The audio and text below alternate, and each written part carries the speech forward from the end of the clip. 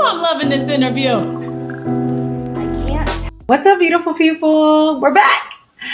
How are we doing? It is officially 6 months into the year. And for me, once we get to this time of the year, I have to go into reflection because first, I'm always shocked that it's already been 6 months. And secondly, I want to know if where I'm at is still where I want to go and where I was, what happened there, right? And so I just thought we could do that together. We are halfway there, so I call it a mid-year check-in.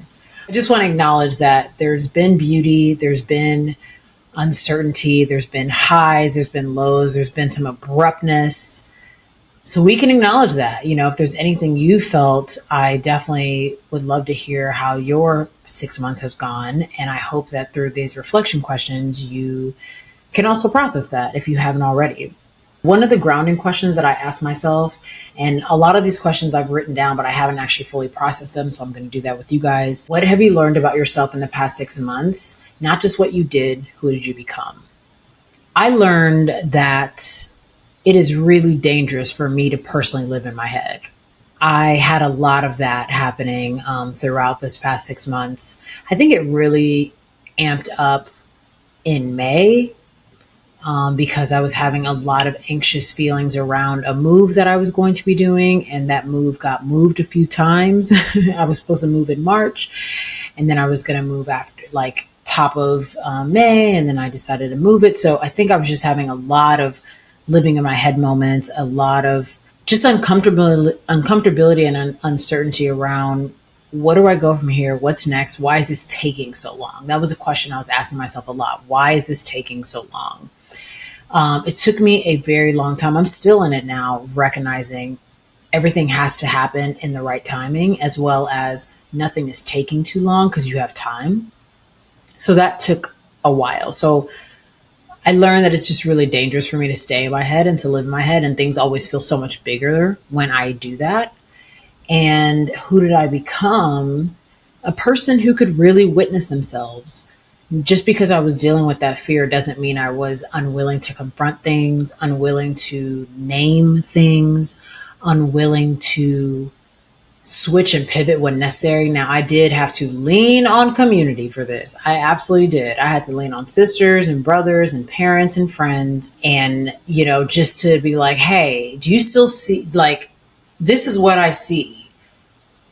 I know this is happening, but can you still see it with me? And they're like, no, we still see it. It's okay. It's just not happening right now. And I'm like, okay, but it's there. Is it happening? Is it coming? So yeah, who I became is somebody who could witness themselves fully and even through the fear. And what I learned was just, it's dangerous to live in my head. Another question is, what surprised me this year so far? Well, I started dating. So that was a nice surprise. It's funny because my astrology chart said I was going to meet somebody this year. And I have met somebody. So we are dating. And it has been, dating is so gorgeous because of the mirror that comes with it if you are present in the experience. And this man makes sure that I am, even when I'm just not, because I've had a lot of mental battles just over the past few months with, again, like I said, the move was changing so much, and I was applying for jobs and just so many plans that weren't going the way I expected. And it made me think things are going wrong, right? And he was such a great comfort in that, and such a soft landing for just hey, everything's working out for you. And whether you feel it or not, I'm here, and I got your back. And just in terms of allowing you to go off or, freak out or just react or understand and process what's happening. So I am a type of person who definitely I'm a verbal processor, hence the podcast. But so that's been nice. So that was a nice surprise this year thus far. What did I say I wanted in January, and do I still want that now? Love that question. I said I wanted to swim, and I have been swimming, people. It's been great. That's been such a nice outlet. I haven't gotten a major swim in the past week. I mean, excuse me, past month because of hair, the black girl lifestyle. But my braids, I'm getting braids in 2 days and I'm back to the pool. Cannot wait. Cannot wait. Oh, I guess I could swim this weekend too before I get my braids. That'd be nice. Okay, thanks for reminding me of that, guys. But yeah, what I said I wanted in January was to be swimming more and making sure I stayed active, and that has been so wonderful. And yes, I still want that, and I can't wait to continue that throughout the summer and hopefully through the fall. Okay, the next one is what am I proud of, even if no one else noticed? I'm proud of my willingness to listen. I don't know if people notice that or not, but I try to listen to myself. I try to listen to others, especially when they're speaking to parts of me that I know called them in. You know, part of why I'm even making this episode is because my sister called me on a few days ago and was like, "You need to make something in between the thing you're waiting for and the thing you hope happens. You got to make something." And I listened. It didn't take, like, she said it and I felt her and I heard her and I knew it was like, it's now, it's right now. I need to make something right now. I need to say and express and be in it. You know, yes, there's waiting. Yes, I can't wait for the next season. Yes, we're still working on things behind the scenes, but where am I now? And this season, like specifically this past 6 months, has really been about being where your feet are, and this is where my feet are, right? Processing the past 6 months, understanding where what's happening and where I want to go, and doing a checkpoint. So I'm grateful for that, and I think listening is one of my highest skills and helps me kind of stay grounded, listening to myself, listening to those that I need, listening to God, listening to the universe, being willing to listen. That's something that I'm proud of. What did I release or outgrow? Ooh, ooh, I released. Okay, so I've been living at home for the past year. Thought it was going to be a month, turned into a year. More to come on that. And I have released the need to people please at the same level. I don't think it's all gone because I think some of the people pleasing is people pleasing, and some of it's just like you like seeing the people in your life happy. And that's kind of hard to be like, I don't care if they're happy. Like, it's not that, right? It's just doing things that hurt myself just to help somebody else. I've released that 100%. And I think if I didn't live at home at this big age and at this timing in my life while I was really in transition, I wouldn't have gotten to figure that out. And I wouldn't have gotten to heal that, break that, and renew a part of myself that is willing to not just say no, but willing to choose themselves first. I mean, I'm currently sitting at a hotel because I was just like, I'm going to take 3 days to myself this week and shoot some content outside of everyone else. And it didn't mean that I everybody else was a problem. It was just me, like knowing what I need and the space I need to create, right? And so just honoring that and being willing to choose it, whether it's convenient for others or not. And that is something I released and outgrew. And I'm so grateful and excited to see how that continues to go into, like, move into fruition. Because honestly, seeing myself on the other side of that, I was like, so what happens now? Like, are you less reliable? Do people not need you as much? But it's like, don't you need you? You need to pour into you. That's what you need to do right now. You need to stop worrying because nobody else worried. Like, just worry about yourself. So that's something I outgrew. And the last reflection is, what did I survive? I survived a mountain of overthinking. I survived a mountain of overthinking. I think there was a lot of overthinking happening. Again, the last 2 months just got really tight. The pressure was on, the moves weren't moving, things were just not, I just didn't understand. I was like, what is this season called? Like, I thought we were going to do something else after this, right? I made some great choices and I made a few choices that I'm still trying to forgive myself for because I thought it was the right move, but it really wasn't. And then I could, like, I'm still sitting with some of that, but I'm just also releasing it as we talk through it in this conversation. So I survived that. I survived the overthinking that comes with, will it happen again? Will there be another one? Will there be another chance? Did I make the wrong move? Did I make the right move? All of that, right? There was a lot of overthinking that happened over the last 2 months. And we are here. That kind of leads me into talking about the middle and some of the real life uncertain moments that I was having, especially around my move. Like I said, I've been at home, which is Houston, Texas, and I was planning on moving to LA last year and still did not do that. And so I took a few months to travel instead. I was like, well, I'm still home. Like, let me take this opportunity to travel.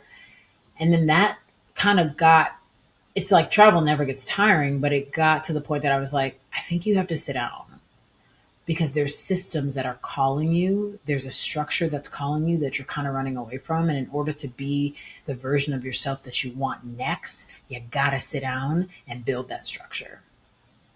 And that was painful, still a little painful. Not because I don't want structure, but because what it takes to build structure is a lot of discipline. For me, it was a bit of self doubt. It's a lot of balancing. It's a lot of negotiating with yourself on timing and what you should be doing and how you should be spending your time and blah, blah, blah. It was a lot of that. So that just felt like a really messy middle, and when I was not feeling so hot, I just didn't want to be outward, right? I wanted to be inward. And part of the work we do as human beings is to be seen through the mess, be heard through the mess, be available through the uncertainty. Of course, take the time you need. Of course, retreat when necessary. Of course, fill your cup, but at the same time, don't run away. Don't be in isolation. Don't feel like that is the way to solve the problem or that no one can handle your mess because that's not true, right? So just walking through the messy middle, that's something I can definitely identify with this past few months. But now I'm excited for what this next 6 months is holding, right? What are we looking ahead to? Some of the reflection questions I wrote down for that is what's one value or word that I want to guide the next 6 months? I hope you guys are writing these down because this is for all of us. Like, I need to see some stuff in the comments. How are you reflecting on these things as well? Okay. So, what word do I want to guide the next 6 months? Trust. Trust.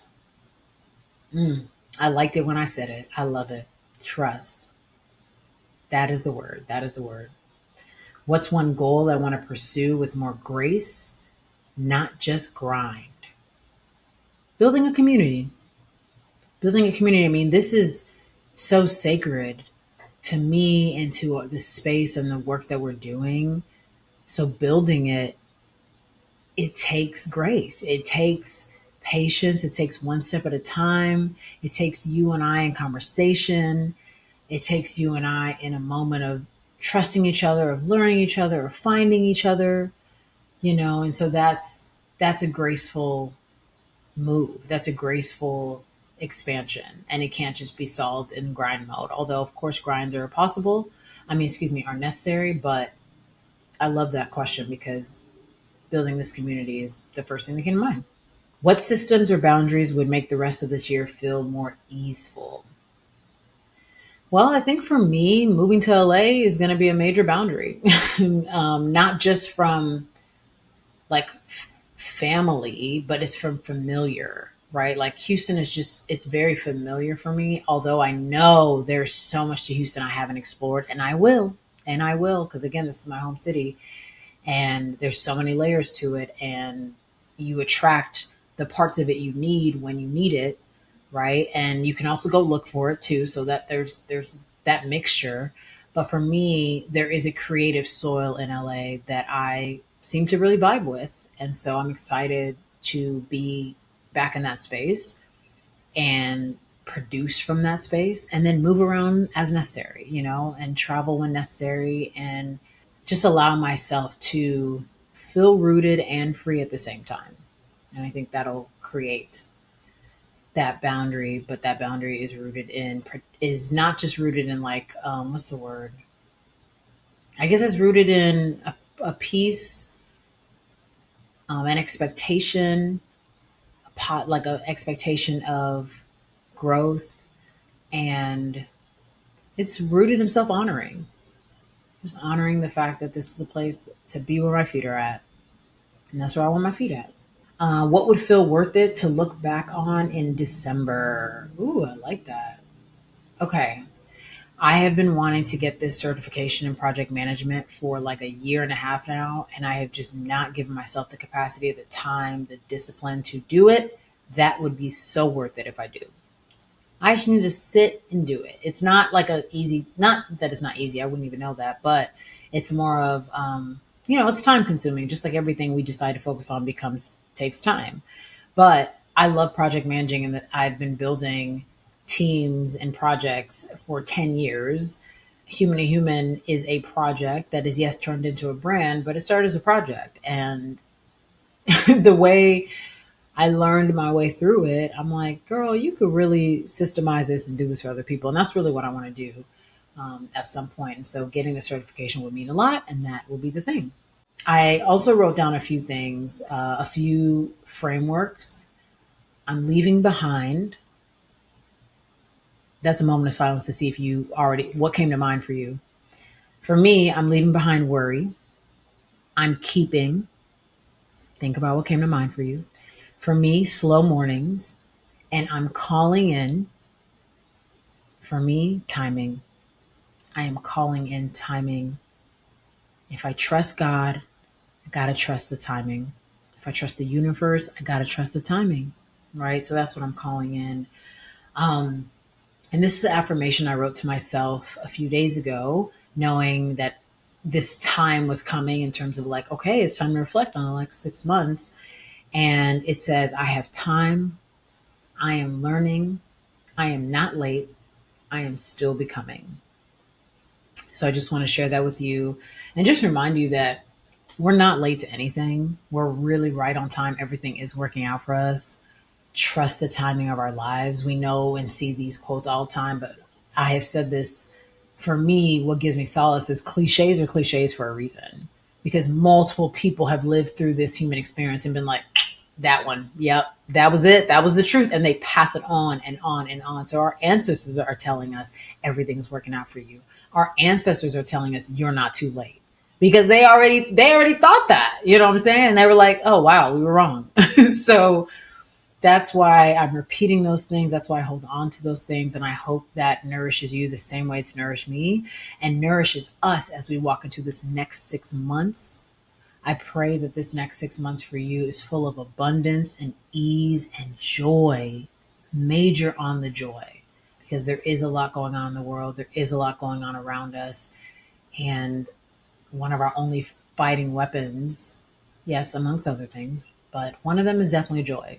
And so I want to hold on to that as much as possible, and I want you to do the same. And with that said, I hope you guys leave some comments. Let me know if there's things that you're reflecting on, new questions that have come to mind that we can share on. Please pass this episode along to a friend or a family member you feel like needs this, or re-listen to it yourself as you walk through July and recognize that this next 6 months will be the best 6 months. Lots of love. Until next time. Thanks for watching this episode of Human to Human. If you like this episode, make sure you subscribe, leave a comment, and share with a friend. Check out our playlist for new episodes of the show. And remember, curiosity is the pathway to consciousness. So let's take the next step together.